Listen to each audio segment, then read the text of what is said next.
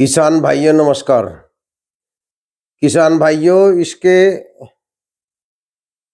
कमचोट्टा कहानी के 3 पार्ट आ चुके हैं। कहानी पूरी नहीं हो गई, आज चौथा पार्ट है जिसमें कहानी पूरी हो जाएगी। तो कहानी थोड़ी लंबी थी, थोड़ी मैं शॉर्ट में बता देता हूँ आपको। भाइयों, अजय जो है पढ़ने में कमजोर है, उसका घर में ध्यान नहीं लगता काम में, खेती के में देर से उठना, जबकि किसान के बच्चे को जल्दी उठना पड़ता है। उसके जो बड़े भाई हैं और पिताजी, वे उससे खिलाफ रहते हैं, उसी के मारपीट करते हैं और उसे भगा देते हैं।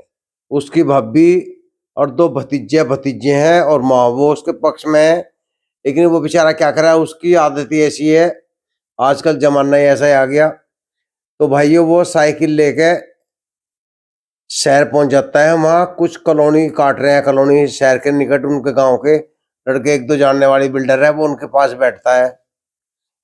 कभी गांव में आ जाता है तो माँ बाप माँ रोटी देती है, पिताजी नहीं बोलता उससे, ना बड़ा भाई बोलता, ना उसे काम बताते, इसे खमचोट्टा कहते हैं। तो भाइयों, वो उसे महीने हो जाए इस तरह बैठते बैठते, तो वो प्रॉपर्टी काम में रुचि लग जाए उसकी। एक दिन एक पार्टी आती है, वो मकान की बात करती है, तो वो कोठी में सौदा करवा दे, उसकी ताला ऐसे ही बैठ जा,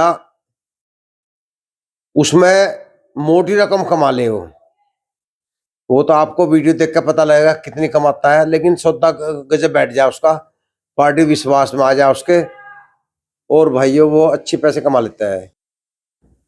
तो भाइयों, उसका काम चल जा, वो अपने घर आता है मोटरसाइकिल लेके खरीद के। उसके पिताजी और उसका भाई जो है मारपीट करते हैं, उनको साला कहीं डकैती गिर कर लाया, गाँव वालों को तो डकैती दिखाई दे। फिर वो अगले दिन गाड़ी खरीद ले, गाड़ी लेकर आता है, तब तो शक हो जा पक्का, कहीं कहीं ना कहीं गलत काम कर रहा है, तो उससे संबंध नहीं रखते। उसका एक लड़की से प्यार हो जा, रिंकी नाम की से। उसके जो पिताजी हैं, गांव में लड़का देखना आता है पूछताछ करने, तो उसका बाप उसकी बुराई कर दे, तो भाई वो और भी इनमें रंजिश बन जा आपस में। आखिर वो परेशान हो जा, वो जो है रिंकी के पिताजी खिलाफ होकर उसकी कहीं और जगह रिश्ता तय कर दें लड़की का। फिर मौका देखकर लड़का लड़की दोनों घर छोड़कर भाग जा। तो पैसा था इस पर, वो विदेश भाग जा, पासपोर्ट उन्होंने बनवा लिया था अपना। तो भाइयों, विदेश भाग जा, विदेश से जाता है वो 2 साल में, उसका एक लड़का पैदा हो जा। 2-3 महीने का जब वो आवे, उसका केस भी रफा दफा हो जा, बापू का भी गुस्सा ठंडा हो जा, बापू ही लड़की का बाप ही लड़की से कॉन्ट्रैक्ट करके खुद खुशामद कर ले, बेटा आ जा। वो आ जाता है उधर। भाइयों, जो जिस सेठ की कोठी ली थी उनने, जिस सेठ ने कोठी बेची थी, वो बीमार चल रहा है। वो दिन उसे फोन करता है, अजय को अपने घर बुलाता है। अजय से कहता है, भाई मेरा कोई पता नहीं मैं कब टड़क जाऊं, मेरा बालक परिवार बर्बाद हो जाएगा, कोई मेरा रिश्तेदार नहीं है, अपना कोई नहीं है, मैं तुम पे विश्वास करता हूँ, मेरी घरवाली है, इनका ख्याल रखना, वरना जो है लोग इन्हें भगा देंगे, बहुत प्रॉपर्टी है मेरे पास में।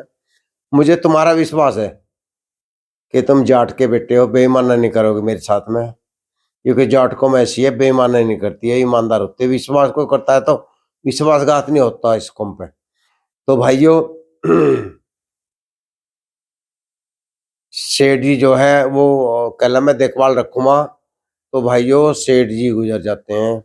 सेठ जी गुजरने के बाद में उसका आना जाना सेठ जी का वहाँ भी हो जा, तो कुछ मोहल्ले पड़ोस वाले एहताज उठाते हैं, सेठ के रिश्तेदार भी आते हैं, वे भी एहताज उठाते हैं।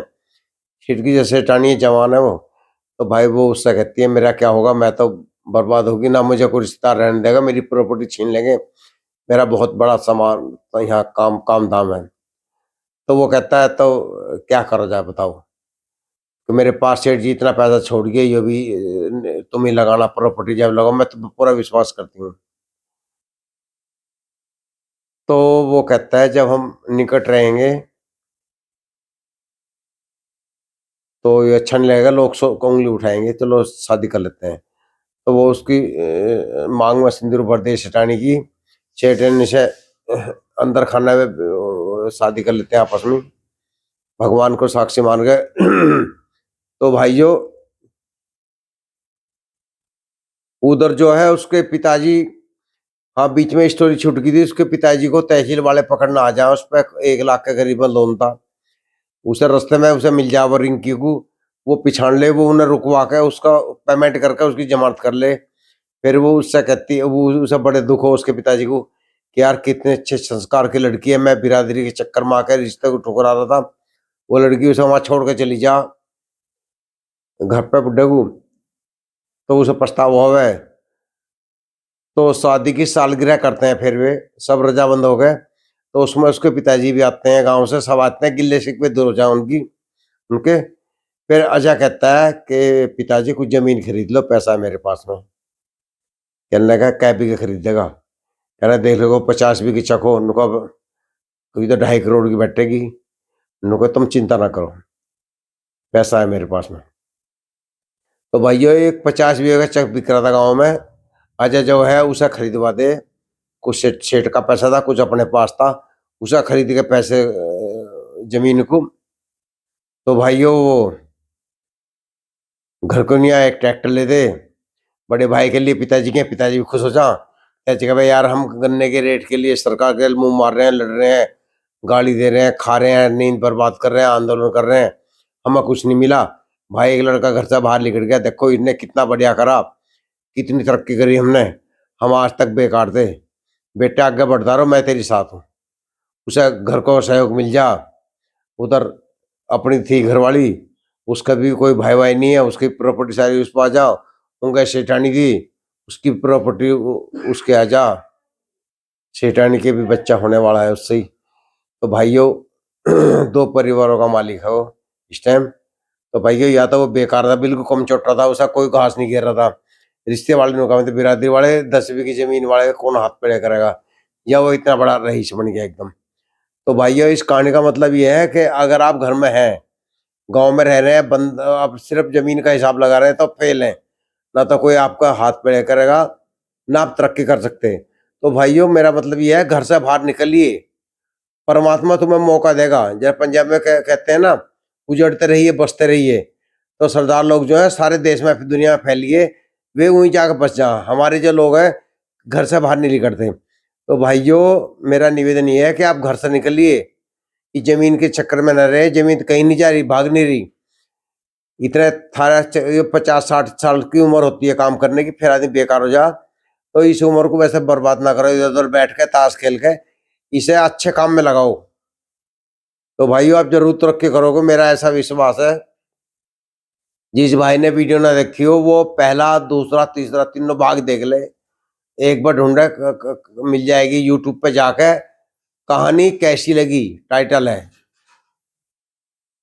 तो भाइयों इस वीडियो को और भाइयों को शेयर कर दें, चैनल को सब्सक्राइब कर लें। नमस्कार।